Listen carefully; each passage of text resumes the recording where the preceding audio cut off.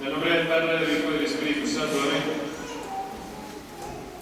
Queridos fieles, la historia de la viuda de ese evangelio y de la muerte de su hijo. Ya hay tantas personas en ese mundo que conocen a veces dramas terribles. Ya era viuda y se murió su hijo. Uno de esos dramas que nos dejan frente a un misterio. ¿Por qué pasa eso? Esos dramas que pueden hacer dudar los que tienen una fe débil, vacilante, y se preguntan, ¿dónde está Dios? Y justamente, aquí está Dios, dice el Evangelio. Aquí está Dios, Jesucristo, frente a ese terrible drama de la muerte de este joven. Está frente al muerto, frente a la pobre e inconsolable madre de este hijo. Y Jesús se conmueve. El Sagrado Corazón se conmueve al ver el dolor de esa pobre gente.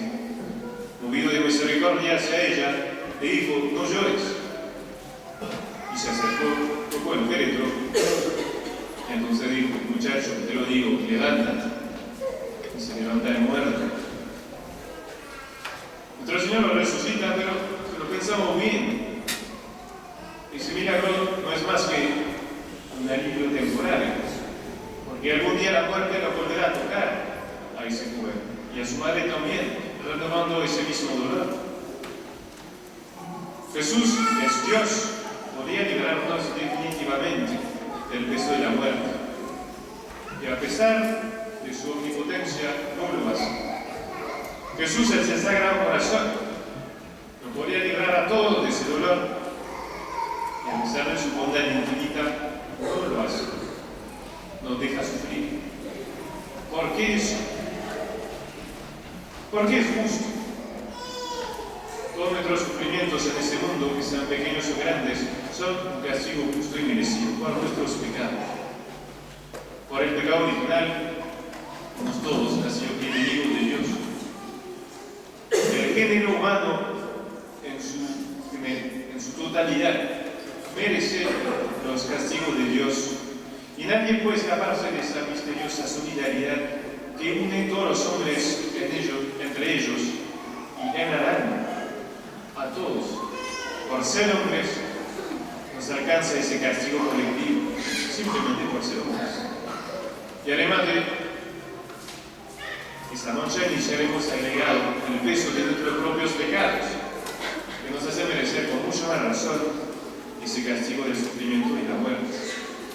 Ofender a Dios no es poca cosa.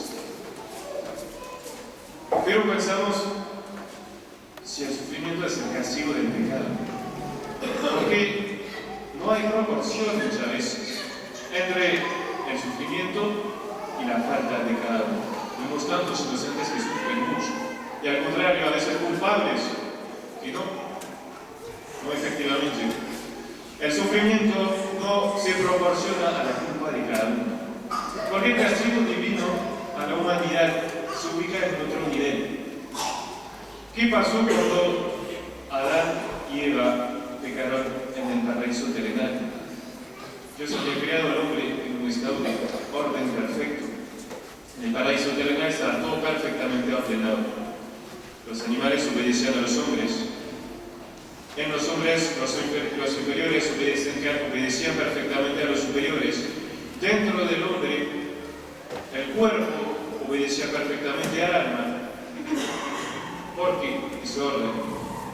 ¿Por qué? Y eso es la clave de todo. Porque el hombre obedecía perfectamente a Dios. Y eso mantenía el orden en todos los niveles inferiores. La obediencia del hombre a Dios, su sumisión a Dios era como la clave de bóveda, esa piedra que mantiene en su lugar todas las otras piedras, era la clave de bóveda del orden de la creación. Y cuando Adán pecó, esa piedra se cayó. Esa admirable bóveda del orden de la creación se derrumbó. El hombre ya no quiere obedecer a Dios, y entonces el cuerpo ya no quiere obedecer al alma, el inferior ya no quiere obedecer al superior, el animal ya no obedece al hombre. y así con toda la creación. Y es aquí que se encuentra nuestro castigo, vivir en el desorden. En el desorden que hemos provocado nosotros cada vez que hemos querido obedecer a Dios. Y por eso, ese desorden sale, por ejemplo, que es la enfermedad. La enfermedad se desorganiza, se desordena nuestro organismo, nos enfermamos, morimos, tenemos accidentes que no pudimos evitar, con consecuencias a veces dramáticas. Todo eso viene de esa desorganización más grave que pasó cuando el hombre no obedeció a Dios. Y ahí está la causa de todo nuestro sufrimiento, sin excepción. Todo viene de ese primer desorden de la desobediencia del hombre a Dios. El castigo es el desorden, y no hay lógica en el desorden, por definición. Y es por eso que a veces nos parece ilógico el sufrimiento humano. Esa falta de lógica es parte del castigo. Sin embargo, Jesús es infinitamente bueno, viene para librarnos del pecado y sus consecuencias. ¿Por qué entonces nos deja sufrir? Si nos libró de la causa del sufrimiento del pecado. Porque además de ser justo, sufrir es bueno para nosotros.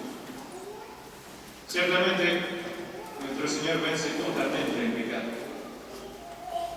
Y al mismo tiempo podría ya librarnos de a todos sus discípulos de todas las consecuencias del pecado. Es todopoderoso. Nos podría ya volver a poner en el paraíso terrenal, pero no lo hace, no lo quiso hacer, porque hubo un cambio en nuestra condición. Adán y Eva en el paraíso terrenal eran criaturas de un creador todopoderoso, y nosotros ahora, además de eso, además de ser criaturas de un creador todopoderoso, somos también criaturas redimidas por un redentor crucificado. Y eso tenemos como un sello de la cruz de Jesús marcado de manera permanente en nuestra alma desde el día de nuestro bautismo. Y por eso nos toca también, sí o sí, llevar algo de la cruz de nuestro Redentor. Nos toca llevar una partecita de la pasión. Es necesario.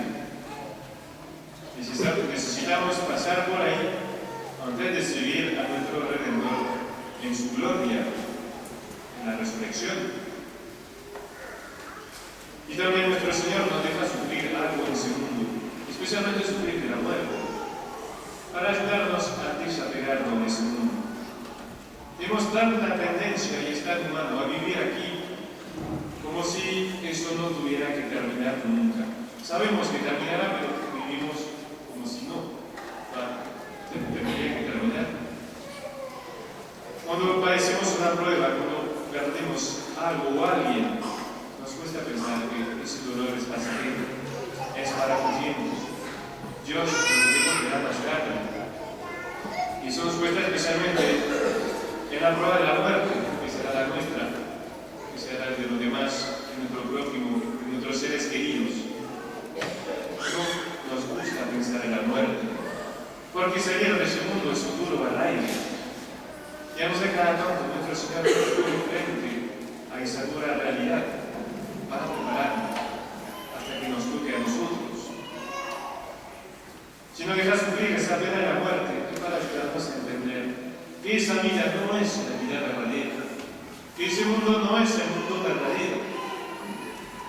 Y corta que nos parecerá la vida humana, después tendrá en la eternidad.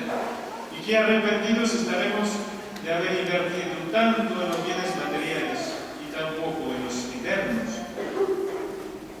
La muerte nos lo viene a recordar a veces solamente, pero nos hace mucho bien. Nos viene a recordar que estamos de visita aquí en la tierra, que la data de la vida no es aquí. Por eso nuestro Señor no nos libró todavía del sufrimiento de la muerte, porque es justo que el hombre sufra las consecuencias del desorden del pecado, y porque es bueno que así se santifique y merezca el cielo. Y si a veces deja a inocentes sufrir injustamente, y porque la justicia se hará más tarde en el cielo. La injusticia no durará, pero para eso debemos esperar llegar a la eternidad. Nuestro Señor nos deja sufrir, y a veces mucho, pero podemos decir que es a pesar suyo. Lo hace porque sabe que es mejor así para nosotros, pero no dudemos que le duele vernos sufrir. Como se conmovió al ver a la pobre viuda llorando, y por eso la alivió. Se conmueve al vernos sufrir, y por eso pierde una ocasión de aliviarnos la carga. Mi yugo es suave y mi carga liviana. Y por eso escucha fácilmente nuestras oraciones cuando le pedimos que nos alivie. No nos deja sufrir todo el tiempo. Cuando se lo pedimos, si lo que sea bueno para nosotros, nos saca una parte del peso de la cruz. Nos otorga esas alegrías humanas que necesitamos cada tanto. Y nos da esas alegrías con todo corazón, esperando poder darnos un día la felicidad eterna del cielo. Ave María Purísima,